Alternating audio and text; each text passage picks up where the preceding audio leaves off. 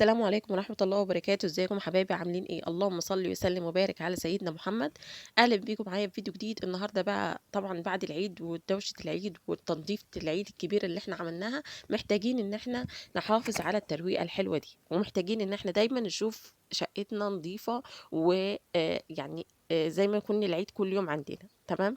فعشان كده عملنا 10 عادات نمشي عليها عشان خاطر نحافظ بيهم على الترويقة الحلوة اللي احنا مروقناها والتعب اللي احنا تعبناه أيام العيد. تعالوا معايا نبدأ بال10 عادات دي. أول حاجة ممكن أول حاجة بس ممكن نقسم الترويقة دي على يومين، وممكن تاخديها كلها في يوم واحد، وممكن تاخدي أوضة كل أسبوع تبدأي بيها. تمام.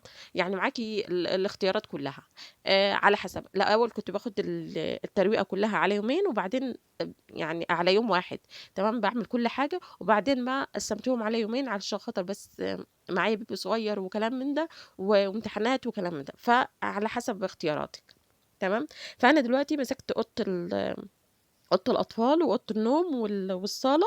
تمام. ويعني قلت بقى يوم تاني همسك فيه المطبخ والحمام والأوضة التالتة اللي هي أوضة الكركبة. تمام. فعشان كده بدأت معاكم بإيه؟ أول حاجة هتشوفي الأوضة محتاجة تزعيف ولا لأ، هتزعفي الأوضة كويس قوي. تمام. ممكن تزعفي الأسبوع ده مثلا الأوضة بتاعة الأطفال محتاجة تزعيف عشان هي على الشارع، لكن الأوضة النوم مثلا ممكن تستنى معاكي لحد الأسبوع اللي جاي. تمام. في موضوع إن أنتِ في بند إن أنتِ تزعّفي الأوضة. تمام. فممكن تهوّني على نفسِك يعني. فعشان كده ممكن تمسكي أوضة تزعّفيها والأوضة التانية تخلّيها الأسبوع اللي جاي، بس هتكمّلي بيها باقي الخطوات اللي هاقول لِك عليها. تمام. فعشان كده هتبتدي بتزعيف الشقة. حلو أوي. تاني حاجة هتمسكيها هي المراوح. المراوح أنا تقريبًا بامسحها كل أسبوع، بس علشان خاطر العيد وكده، وعشان مسحناها مسحة حلوة على العيد، غسلناهم غسلة نضيفة على العيد يعني. فعشان كده في الفيديو هنا مش هاعملها معاكم، يا دوب بس هامسحها كده من فوق لفوق بتاعة أوضة الأطفال دي، بس هي اللي هامسحها كده من فوق لفوق يعني عشان خاطر إيه، عشان خاطر تفضل نضيفة. تمام. المراوح سقف، المراوح اللي هي اللي مش سقف يعني أو المتنقلة، دي برضه تتمسح كل أسبوع. عايزة أقول لِك عشان هتحافظي عليها إن هي مش تتملي تراب ولا حاجة. تاني حاجة هتفضل دايمًا نضيفة معاكِ وهتبين الشقة كلها نضيفة. لمّا تكون في حاجة كلها تراب بتبين الشقة كلها مطربة. فحاولي يعني حاولي تلاقي لِك طريقة بقى إن أنتِ تنضفي بيها المراوح بتاعتِك كل أسبوع، حتى لو كل أسبوع مروحة واحدة بتاعة أوضة واحدة. تمام. هتفرق معاكِ أوي. تاني حاجة تنضيف الشبابيك. الشباك يتلمّع يتنضّف من التراب ويتلمّع بالبيليدج أو أي ملمّع خشب عندِك يعني تقدري تستخدميه. تمام. الإزاز بتاع الخشب برضه نفس الطريقة، بس إحنا مش هنغسل بالمَيّة، لأ إحنا هنلمّع بس.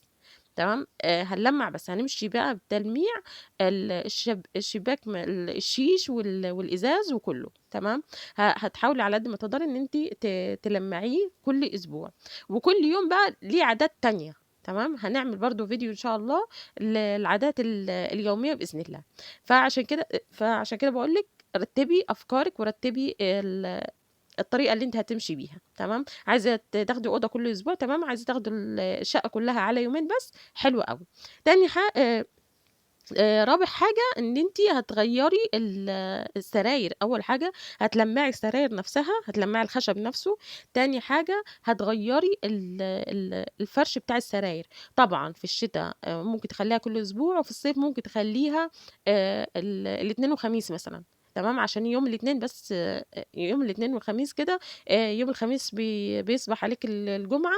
بتكون الدنيا يعني يوم الجمعة بتكوني مش عايزة تعملي فيه حاجة، وعايزة يعني تكوني تقعدي قعدة هادية كده مع نفسِك. فعشان كده أنا أحيانًا باخلّيها الإتنين والخميس خصوصًا في الصيف. زي ما أنتم شايفين كده التلميع. بُصّوا أنا هاشيل الإزاز من هنا، وهامسك الكومودينو ده يعني أمسحه مسحة كويسة أوي. تمام. عايزة أقول لكم إن ممكن في يوم يعني تاني يوم والّا حاجة ممكن أطلّع اللي فيه وأفرزه وكلام من ده، بس أنا لسه فارزاه أصلًا ولسه ابني في سنة رابعة، فمحتاج عشان خاطر الامتحانات. التلميع دي خطوته حلوة أوي، ممكن تعمليها برضه مرتين في الأسبوع، وممكن تخلّيها مرة واحدة في الأسبوع على حسب من المكان اللي أنتِ ساكنة فيه، على حسب المنطقة اللي أنتِ ساكنة فيها، وعلى حسب الدور برضه. يعني أنا ساكنة دور أرضي، ممكن أعمل الموضوع ده مرتين في الأسبوع، تمام، عشان خاطر أحافظ على نضافة الشقة. لكن ممكن واحدة تانية ساكنة يعني في أدوار عالية، التراب مش موجود عندها كتير، فالدنيا هادية عندها أكتر، يعني أحسن من عندي كتير. زي ما أنتم شايفين كده نكنس كمان بند تالت خامس، هو كنس الأرض، وكنسة كويسة، تشيلي السجاد وتكنسيه كنسة كويسة، تمام. الغسيل ده برضو، بص، الغسالة الصغيرة دي أنا بحب أغسل فيها كل أسبوع. ليه؟ باحب يعني مرتين في الأسبوع حلوة أوي، تمام. باحب أغسل فيها، باجمّع فيها الهدوم البيضا، باجمّع فيها هدوم بنتي الصغيرة، باجمّع فيها الهدوم اللي فيها بُقعة، اللي هي فيها حاجة كده مش بتنضف على الغسالة في الأوتوماتيك، فعشان كده باحطها في الغسالة الصغيرة، خصوصًا الغسالة الصغيرة دي بتستخدمي فيها أي مسحوق، يعني كلور أبيض، مسحوق مثلًا الغسالات العادية، صابون سايل، بريل، أي حاجة دي بتشتغل فيها زي الفل، يعني مش هتقول لأ أبدًا، تمام. البند الخامس بقى، إن أنتِ هتشيلي هتشيلي الفرشة بتاعة الكنب. أي فرشة أو أي فرطات عندِك أو أي بياضات فرشاها بتاعة الكنب، شيليها وكمان تتغسل كل أسبوع. دي خلّيها مرّة واحدة طبعًا في الأسبوع، مش زي السراير وكده، تمام. دي مرّة واحدة بس في الأسبوع، تشيلي الفرطات بتاعة الكنب أو اللي هي اسمها بياضات، وتغسليها برضه عشان خاطر إيه، عشان خاطر تدّيكِ منظر حلو.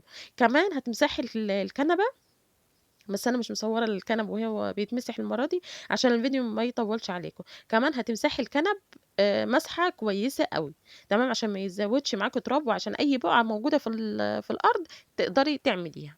طيب رقم 6، أنتِ هتكنسي الأرض.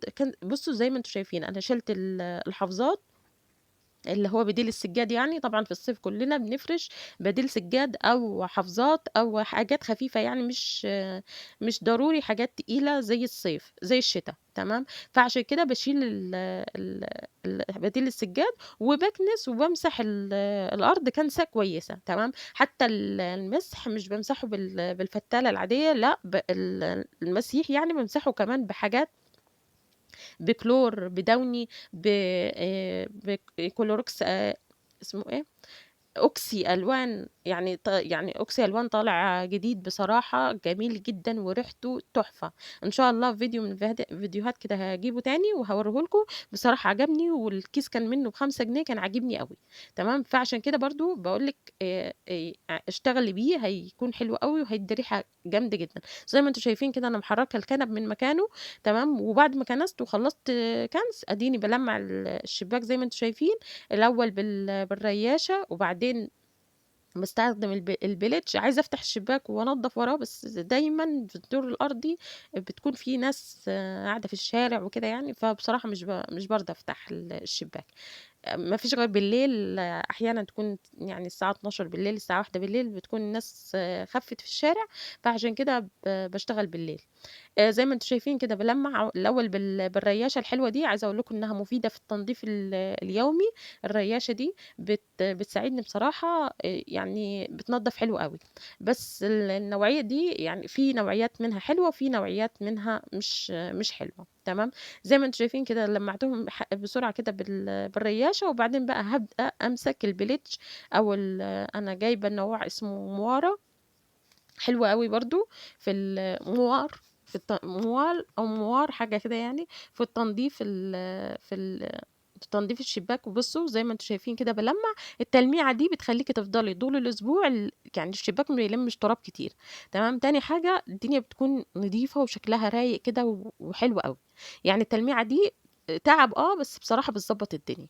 وزي ما قُلت لِك، عايزة تقسّميها قسّميها، عايزة تخلّيها مرّة يوم في الأسبوع خلّيها. أنا كنت عن نفسي كنت باعمل كل حاجة يوم في الأسبوع، المطبخ مع الحمام مع باقي الشقة كلّها.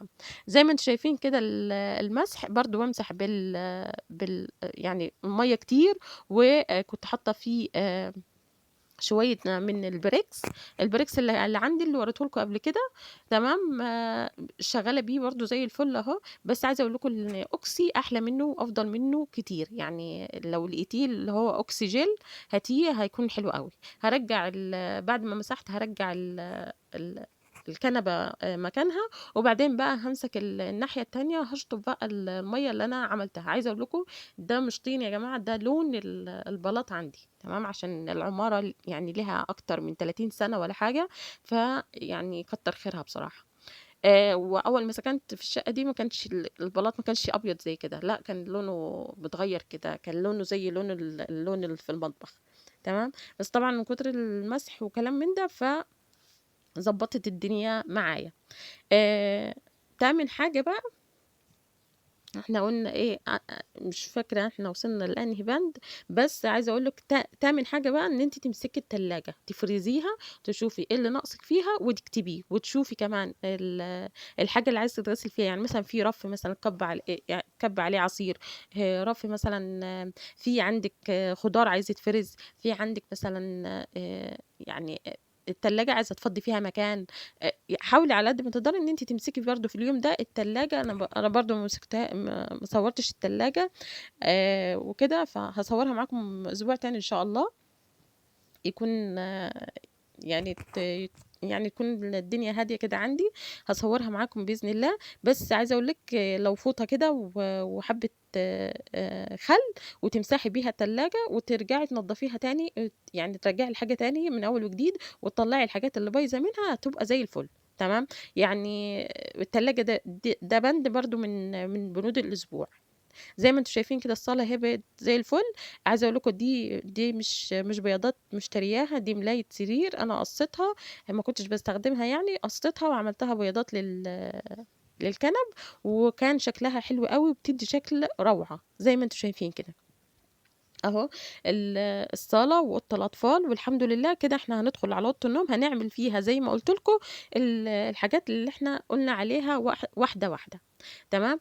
ال آخر حاجة بقى هتجيبي بقى الغسيل اللي أنتِ غسلتيه كل الأسبوع، وهتبدئي تطبّقي الغسيل بقى بتاعِك كلّه، تمام. يعني أنتِ شغّالة أهو، بس والغسالة شغّالة، يعني أنا شغّالة أهو في الشقة بانضّف وكده، والغسالة كمان الصغيّرة شغّالة والكبيرة شغّالة، لإن أنا باطلّع الغسيل من الغسالة الصغيّرة باحطّه في الغسالة الكبيرة وباسيبه ي ي باحطّه يعني يتشطف ويتعصر، يتعصر عصرة كويسة، تمام.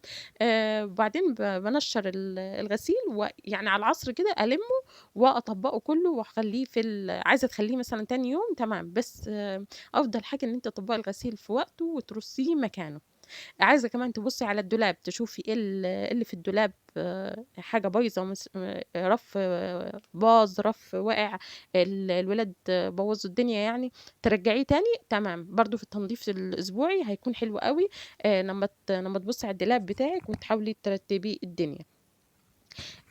آخر حاجة، 10 حاجة اللي هو الحمّام. الحمّام بتغسليه غسلة كويسة، وتشوفي كمان الرُكنة بتاعة الحمّام أو الشيّالة بتاعة الحمّام إيه اللي عليها عايز يتنضّف بتنضّفيه، أو الشامبوهات اللي أنتِ مش عايزاها اللي هي خلصت يعني العلب بترميها. أي حاجة من دي، تمام، هتقدري تعمليها وتنضّفيها في وقتها. ده هيسهّل عليكِ كتير أوي. زي ما أنتم شايفين كده أنا كنت برضه عايزة أشيل الحافظة من هنا، بس بصراحة ما قدرتش عشان الكوميدينو نَفْسه كان عليها. أنا كنت عايزة أشيل الحافظة كلّها، بس بصراحة ما قدرتش، يعني زقّيتها كده شوية وبعدين رُحت كنست ومسحت الأرض. زي ما أنتم شايفين كده زي ما قُلت لكم الكنسة بتاعة كل أسبوع دي بتكون أحسن حاجة، إن ممكن تخلّيكِ يومين ما تعمليش حاجة في البيت، يعني ممكن تخلّيكِ مثلًا الدنيا تكركب لكن تتوسخ لأ، تمام. يعني ممكن تكون كركبة الولاد مثلًا الولاد بيلعبوا، الولاد بيذاكروا، كلام من ده. تمام، لكن إنه يكون في تراب ولا كلام من ده لأ. فعشان كده زي ما أنتم شايفين اللي عملته في أوضة الأطفال وعملته في الصالة هاعمله هنا، بس مع اختلاف إن أنا مش في أوضة الأطفال كمان أنا ما شِلتش السجادة عشان خاطر برضه الحافظة يعني، عشان الحافظة تحت السراير وكده، بس يعني ممكن لمّا ربنا يهدي جوزي عليَّ ممكن أشيلها يعني عادي، تمام. فزي ما أنتم شايفين كده الأوضة يعني زي الفل، وبرضه لمّعتها ولمّعت الإزاز ولمّعت كل حاجة فيها، بس قُلت عشان ما أطوّلش الفيديو عليكم يعني ما صوّرتش، وكمان عشان أنا برضه ما عنديش مساحة على التليفون، فما صوّرتش كل حاجة يعني عملتها في أوضة النوم، بس هي نفس اللي عملته في أوضة الأطفال وعملته في الصالة، عملته في أوضة النوم زي ما أنتم شايفين كده، وبس. أشوفكم على خير في فيديو جديد إن شاء الله.